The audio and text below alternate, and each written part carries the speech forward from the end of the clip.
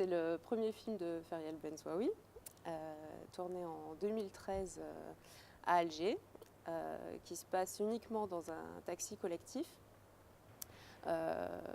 Donc au hasard des trajets, au hasard des passagers qui rentrent dans le taxi et qui se parlent et qui questionnent le contexte du printemps arabe et aussi le passé récent de l'Algérie avec la décennie noire dans les années 90.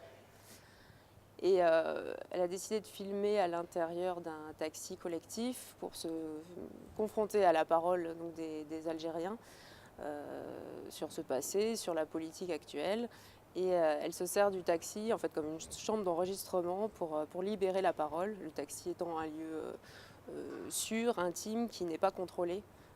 Voilà. Et on voit en permanence dans le film comme on est empêché en fait, de filmer l'extérieur à cause des barrages policiers ou parce qu'on ne peut pas filmer des établissements publics par exemple. Donc l'intérieur de ce taxi est voilà, on peut se déployer une parole libre.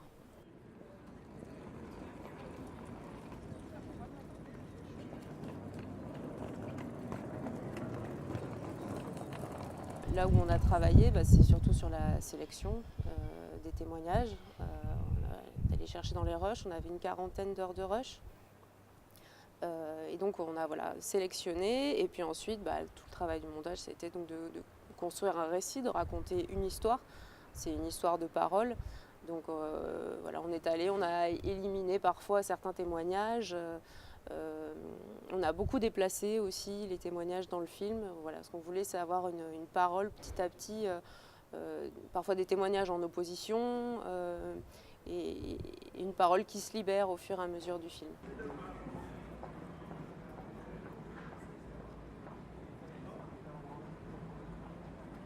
J'ai été beaucoup marquée par les deux jeunes hommes qu'on entend et qu'on ne voit pas en fait, qui n'ont pas souhaité être filmés. On a beaucoup de passagers qui ne souhaitent pas être filmés et du coup c'est là que l'image de la ville prend le relais et vient en interaction en fait de cette parole. Et donc on a ces deux hommes qui nous disent qu'ils ne souhaitent pas, ils ont honte un petit peu de leurs paroles, ils ne veulent pas que les Occidentaux puissent entendre de paroles critiques en fait, sur l'Algérie, qu'ils en ont marre. Ça m'a beaucoup frappé. Et puis on a aussi ces deux jeunes hommes à la fin, ces deux jeunes au départ qu'on ne voit pas à l'image. On se demande s'ils ont accepté ou pas. En fait, le spectateur peut se demander si eux aussi ont refusé d'être à l'image ou pas. Et puis finalement, au montage, on a pris le parti de les montrer et de montrer qu'eux ont accepté de parler à visage découvert. Et eux qui ont une parole beaucoup plus... ils ont décidé de réagir et on a décidé de mettre cette parole tout à la fin. C'est vraiment une parole qui se libère.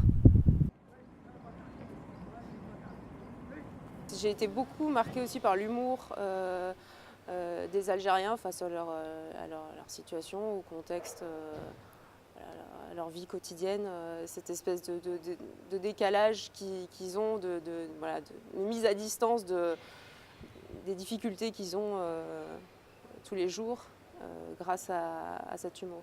Ce qui m'a plu surtout dans ce projet, c'était que la ville était en rapport avec un témoignage, avec des paroles, et en fait la ville soit en quelque sorte aussi un prétexte à faire susciter ces paroles et elle devient un personnage à part entière.